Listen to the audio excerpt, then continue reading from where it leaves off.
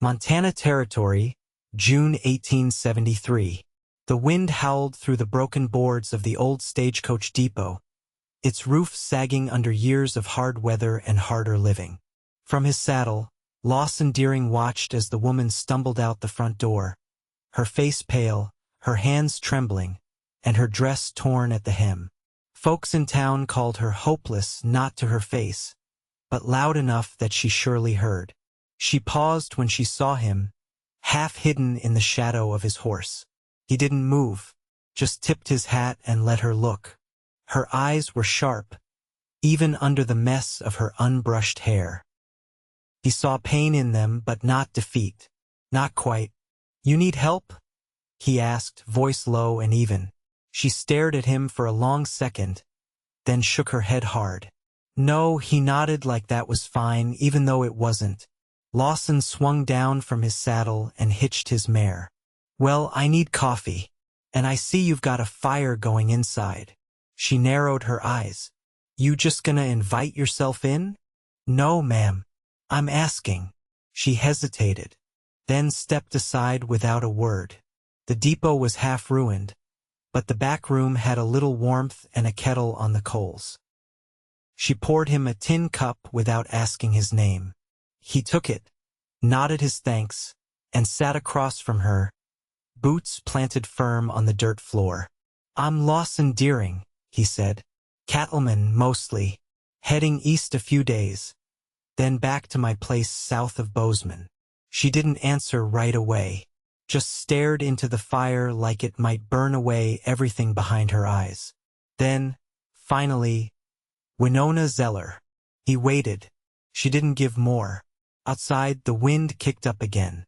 It rattled the walls and sent dust through the cracks. Lawson didn't flinch. He'd seen worse. "I heard you used to work for the Willimans," he said. Her head snapped up. "You gonna offer me a job? Or just pity?" "Neither," he said, calm. "I don't hire folks I don't know, and I don't pity people who are still standing." Her lips twitched, just barely. "I heard you got 2 little ones," he added softer. Her shoulders tensed. "They're not here." "I know." Silence dropped between them like a stone. The fire popped. "I ain't never been good at much," she said after a while. Not since their pa left. Folks say I ain't right in the head. Say I talk to ghosts. Say I oughta be locked up." Lawson leaned back, watching her close. "You don't look crazy to me. You do not know me. Reckon I will if you let me." She stared at him like she couldn't decide if he was mocking her or not. He wasn't. "I ain't got nothing to give you," she said, voice hoarse. "No land, no money, no future. Just a heart too broke to fix." Lawson stood, walked to the fire, reached into his coat and pulled out a folded paper. "This is a deed," he said, handing it over. 160 acres. Good grass, a creek, and a barn that still stands. She blinked at him. "Why are you showing me this?" "Because I saw you watching the way that boy kicked his dog outside the general store. You stepped in, got knocked into the dust for it, but you didn't back down." She looked away, shame creeping in. "I saw a spark," Lawson said. "Not a fire yet, but something worth tending." Her breath caught. "I got space on my land. Could use an extra hand. You work, you eat. You got a roof. No strings." Winona stood slowly, the paper still in her hands. "And my children? You tell me where they are. I will ride for them myself." Her eyes filled fast. She turned away, pressing a hand to her mouth. "They're in a mission home near Helena," she whispered. "A boy and a girl. Abigail is 6. Amos is 4. I lost the farm last winter. I had no choice." Lawson nodded. "Then I will leave at sunup." She turned back to him, tears shining in the firelight. "Why are you doing this?" He met her eyes. "Because I do not believe in hopeless." Winona did not speak after that. just slowly folded the deed and held it to her chest like it might hold her together. 3 days later, Lawson returned with a wagon and 2 sleepy children bundled in quilts. Winona dropped to her knees in the dirt when she saw them, arms outstretched, heart wide open. Abigail ran first, then little Amos followed, tripping in the dust. She held them both, sobbing, rocking them against her like she could keep the world from ever touching them again. Lawson stayed back, watching with quiet eyes. He waited until she looked up. "You want to come home?" he asked the children. Abigail nodded fiercely. Winona wiped her cheeks. "We'll work, all of us. We will not be a burden." "You will be a family," Lawson said. And so they rode out together, the 4 of them, toward the green hills south of Bozeman, where a cabin waited and a barn, and a chance not given but earned. Winona sat beside Lawson on the wagon bench, her hand steady near his. She did not take it yet, but she did not pull away either. She looked out at the land ahead, then at him. "I do not know how to thank you." Lawson kept his eyes on the trail. "You do not have to." But when she looked at him again, there was something new in her eyes. Not hope, not yet, but the shape of it, the beginning. The cabin sat low against the rise of a hill, its logs darkened by years of wind and snow, but the roof held firm and the door swung smooth on its iron hinges. Inside, the air smelled of pine smoke and dry sage, with a cot tucked in the corner and a pot of beans warming over the hearth. Winona stepped in with Amos on her hip and Abigail close behind. Her small hand curled tight around her mother's skirt. Lawson didn't speak. He set the stove's lid back in place and gave the girl a nod before leaning down to unlace his boots. The silence in the room wasn't heavy now, it was waiting. Abigail's voice broke through. "Do we get to sleep here?" Lawson stood, brushing dust from his knees. "You do. There's a loft up the ladder. I laid out quilts. Not too soft, but they're clean." Winona looked up, eyes following the rough ladder leading to the little hayloft overhead. "We won't need much." "You need more than what you've had," he said. She didn't argue, just set Amos down and helped Abigail up the rungs, her hand steady even when the girl hesitated. That night, Winona sat near the hearth with her knees drawn up beneath her skirt. Lawson sat across from her, sharpening a skinning knife. The scrape of stone on steel was the only sound between them until she broke it. "What happened to your family?" He didn't look up right away. When he did, the knife lay still in his lap. "My older brother died at Cold Harbor. Father drank too much after that. Mother passed the next winter. I stayed on the land 'cause it was theirs. Seemed right." She nodded once, solemn. "You been alone a long time." "Not anymore." Winona turned her face toward the fire, her lashes half shading her eyes. "You don't take much to words, do you?" "I say what I mean." She rested her chin on her knees. "I wasn't always like this.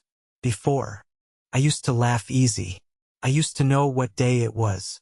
I used to wake up without dread in my chest." Lawson didn't shift or look away. "You still got pieces of that woman. You wouldn't be here if you didn't." Winona's mouth trembled, but she pressed her lips shut tight. "Most men would have left me back there. I ain't most men." "No," she said softly. "You're not." Upstairs, the boards creaked under small feet. A thump followed, then a child's muffled cry. Winona was on her feet before Lawson could rise. She went to the ladder and called up gently, "Abby, I bumped my head." The girl whimpered. Winona climbed halfway and reached up. "Come here, sweetheart." Once the girl was in her arms, she carried her down. Abigail's curls were flattened on one side, her cheeks damp with tears. Lawson rose and fetched a damp cloth from the wash basin. He handed it to Winona without a word, and she dabbed the girl's forehead, her voice low and soothing. "I can fix the edge of that loft," Lawson said. Put in a rail, maybe. Winona touched the cloth to Abigail's brow and nodded. She'll sleep better with that. They settled the girl on the cot, Amos already curled up with one hand tucked under his cheek. Winona smoothed the quilt over both and tucked a corner in tight. Lawson waited near the hearth, arms crossed as he watched her move. When she stepped back toward him, she didn't sit, just stood close, her hands loose at her sides. "You're not trying to save me, are you?" "No," he said. "I'm building something. You and them being part of it, that's just the first good part." She studied him, the lines of his face etched deep with weather and time. "You're not what I expected." "Good," he said. "You deserve better than what you expected." She didn't smile, but her eyes softened. That night, she took the cot beside her children while Lawson rolled out a blanket near the hearth. Neither said good night. Neither needed to. The wind outside rose again, brushing against the eaves like a memory trying to find its way in. But inside, the fire stayed warm. The children breathed easy, and Winona's eyes stayed open long after the room went quiet, watching the man who'd entered her life like a quiet promise she hadn't dared to hope for. The morning sun held low above the ridge, casting slanted light through the gaps in the barn wall as Lawson guided the mule through the dry field. The plow dragged slow behind, carving furrows through the earth hardened by seasons without tending. Wind stirred dust, but there was moisture deeper down. He could feel it in the give of the soil, in the way the blade caught and held. Winona stood by the fence, sleeves rolled, holding a coil of rope and watching him work. Her eyes followed the blade's path, quiet and focused. Abigail sat on the gatepost with a dried apple clutched in both hands, boots swinging in rhythm with Amos, who crouched in the grass below, poking at a beetle with a twig. Lawson pulled the mule to a stop and wiped his brow. "You ever handle tack before?" Winona stepped through the broken gate and walked the furrow line without hesitation. "I've harnessed a team, not for plowing, but I can learn." He handed her the reins. "Then learn with me." She took them, her grip steady. "You trust me not to tear up your field? If it tears, it needed tearing." She didn't answer, but her eyes flicked toward his, and something passed between them, wordless, sure. By midday, her arms ached and her skirts were streaked with earth, but she hadn't quit. Lawson watched her from the well, a ladle dripping in his hand. She moved close to the mule's flank, lips moving in rhythm with her steps, not prayer, not song, just a steady hum like the ones used to calm restless stock. Later, when the sun was high and the children napped under the cottonwood, she joined Lawson on the porch, sitting with her back against the wall and her boots unlaced. "You always work like that?" he asked, drawing his knife through a strip of rawhide. "Only when there's something worth building." He lifted his eyes. "Think this is?" "I don't know yet," she said. "But it doesn't feel like ruin." He set the strip aside. "You want to see the north pasture?" She looked toward the hills. "You mean up through the draw? There's an old trail. Elk used to water there." They saddled the horses and left the children in the care of an older neighbor woman who passed by with a basket of eggs and a sharp eye. Winona rode behind him, her hair pinned up and a rifle slung across her back. She didn't speak much, just watched the trees and rode like she'd done it before. At the crest, they dismounted and stood side by side, looking out over the sweep of grassland below. A small creek cut through the brush, its banks thick with chokecherry and willow. Winona crouched, running her fingers through the gravel at the edge. "This water run year-round?" "So far." She stood slowly. "Then it could hold goats. Maybe a few sheep." He glanced her way. "You thinking of staying?" "I'm thinking there's work here that needs doing, and I'm tired of waiting for someone to give me permission." Lawson didn't smile, but his hand brushed hers when they turned back toward the horses. She didn't pull away. That night, after the children were tucked in and the lantern burned low, She lingered near the hearth while he stacked kindling. "There's something I need to ask," she said, her voice low. He straightened, dusting his hands. "Go on. If I find my footing here, if I stay, what does that make me to you?" He met her eyes, steady as ever. "It makes you mine, if you want that." She didn't answer right away, just stepped closer, close enough he could see the faint scar beneath her chin, the line of her jaw softening in the firelight. "I've lived through men who meant less with more words. I don't say things I don't intend to keep." Her breath caught, and this time she didn't look away. "Then I'll stay." He reached for her hand, rough palm against hers, and held it without pulling her in or pushing her away, just held it like something solid and true. When she leaned into his chest and rested her forehead against the hollow of his throat, he wrapped his arms around her with the kind of care that came from knowing loss. They stood there a long time, not moving, not speaking, while the fire burned low and the night settled in gentle and unhurried. Outside, the wind was quiet, and for the first time in years, Winona didn't brace against it. The air settled warm and still by early July, the kind of heat that clung low and close, drawing sweat from even the slowest tasks. Flies swarmed the stock, and the creek ran thinner than it had in spring. But the land held steady, and so did those tending it. Lawson spent most days mending the outer fence line, while Winona turned her hand to the kitchen garden, coaxing life from dry soil with grit and quiet determination. One afternoon, while Abigail helped spread crushed eggshells around the tomato plants, Winona stood from her crouch and wiped the back of her wrist across her neck. Her face was flushed, her bodice damp along the seams, but her eyes scanned the rows with a kind of measured satisfaction. "Abby," she said, "fetch water for the beans. 1 bucket's enough." The girl ran toward the pump with her tin pail, and Winona turned to find Lawson standing at the gate, a leather-bound parcel under one arm. He stepped through the posts and handed it to her without a word. She unwrapped it slowly, careful not to tear the cloth. Inside was a narrow ledger book, its pages blank, the cover worn but whole. "I thought you might want a place to set things down," Lawson said. Her fingers traced the edge. "What things?" "Whatever don't fit in your chest." She looked at him then, her expression unreadable, and he held her gaze without flinching. "I used to write," she said finally. "I stopped when the frost took the orchard. Felt foolish afterward, like words could spoil." "They don't," he said. "They wait." She nodded once, tucked the ledger under her arm, and turned back to the rows. "You'll stay for supper?" "I will."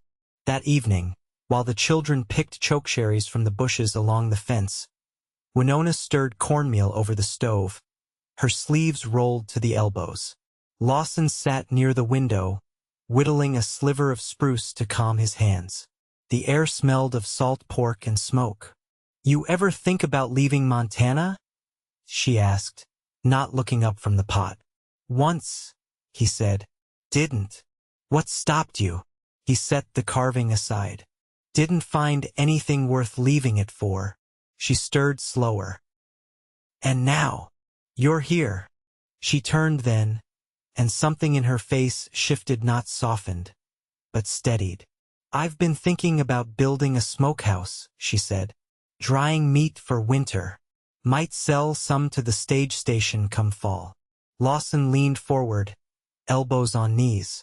"You want help drawing plans?" "I want you to teach me to draw them myself." He nodded. "Then I will." After supper, the children tumbled into the loft without fuss. The sky outside hung deep and blue, the first stars pushing through. Winona stood on the porch, arms crossed, ledger pressed against her ribs. Lawson joined her, his boots silent on the wood. They watched the shadows stretch across the pasture, long and slow. "You ever think about marrying again?" she asked, her voice low. He turned to look at her. "I never stopped thinking about it. I just stopped hoping." She nodded, eyes forward. Same. He waited, but she didn't speak again. Instead, she rested the ledger on the rail and opened to the first page. Her hand stilled above it, then moved, slow and sure, the pencil catching what needed saying. When she finished, she didn't show him. She didn't need to.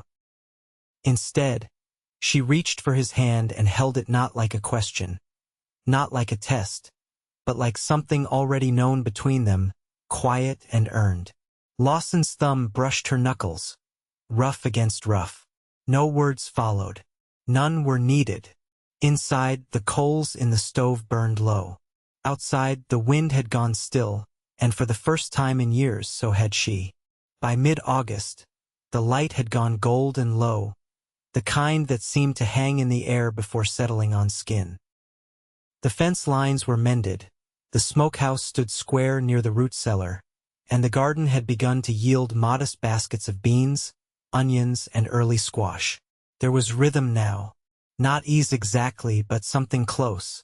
Lawson had taken to rising before dawn, walking the ridge with his rifle slung over his shoulder, watching for signs of cougar. Winona, when she woke, found the ledger beside her pillow. She'd begun to fill it with planting plans, measurements, and careful lists of stores. She didn't write about the past, only what came next. One evening, when the children were off gathering dry grass for the chicken boxes, she found Lawson in the barn, hammering a narrow shelf into the wall above the workbench. He looked over as she stepped inside, one hand on her hip. Is that for tools or something else? Something else, he said, setting the hammer down. I thought it might hold the ledger, or whatever you take to keeping in there. She glanced at the shelf, then back at him. You're still making room for me. I always was. She crossed to the bench and leaned on it, palm flat. Do you ever wonder what it would have been like if we'd met before? No, he said, because then we wouldn't have known what we know now. She reached for his free hand, fingers brushing along his wrist. I've been thinking about the mission house. He tensed. You worried they'll come looking? No. But I'd like to send something. A sack of flour. Maybe some dried meat. They took care of Abby and Amos when I couldn't. I'll write it down with you, he said. We'll make a day of it. She nodded, but her gaze stayed fixed on his. You're not afraid of what folks in town say, are you? She asked softly. I've heard worse, he said. And I've seen better. Right now I've got both.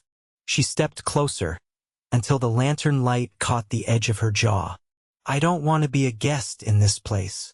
You're not. I want to be your wife. Lawson didn't answer right away.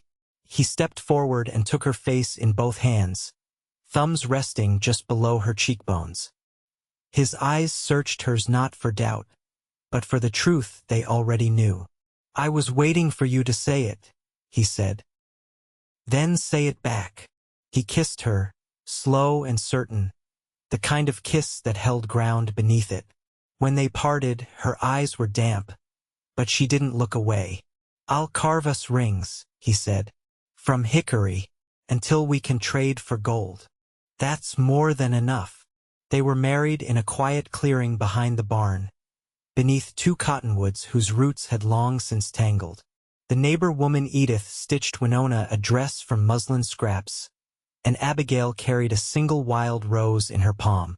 Amos stood proud beside Lawson, a small cedar button tucked in his vest. No preacher came. No papers were signed.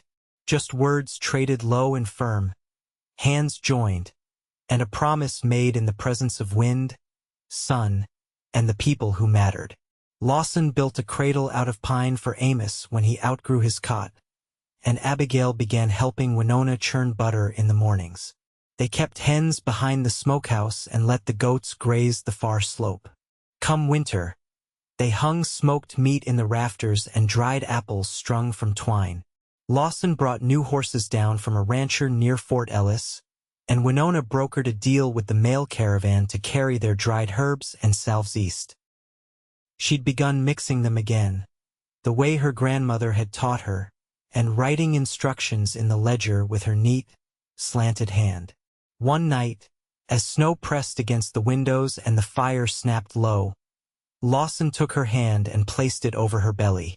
"You sure?" he asked. She nodded. "Late by 2 months." He kissed her temple. "Then I'll build another cradle." They named their son Eli, born in spring with a full head of dark hair and lungs strong enough to wake the chickens. Lawson held him like he was carved from something sacred. Winona never once looked away. They grew older in the way people do when they've known hunger and fear and come through it together. Their hands roughened, their backs bent slightly more each year, but their eyes stayed clear, and their love never faltered. They didn't speak of the lives they'd lived before, not out of shame, but because nothing needed saying. It was all there, in the way she handed him a tin cup without asking, in the way he reached for her hand when storms rolled in. On warm evenings, they sat on the porch while the children played in the tall grass. Winona kept the ledger open on her lap, its pages nearly full. She no longer wrote lists, just small moments, a laugh, a harvest, a kiss by the well. Lawson would rest his hand on her knee, thumb brushing circles against the fabric of her dress. She would lean into his shoulder, and together, they would watch the sun burn down behind the ridge, leaving the world quiet and golden. And in that stillness, there was nothing missing, nothing undone, just love, steady and hard-earned, holding fast through the wind and the years.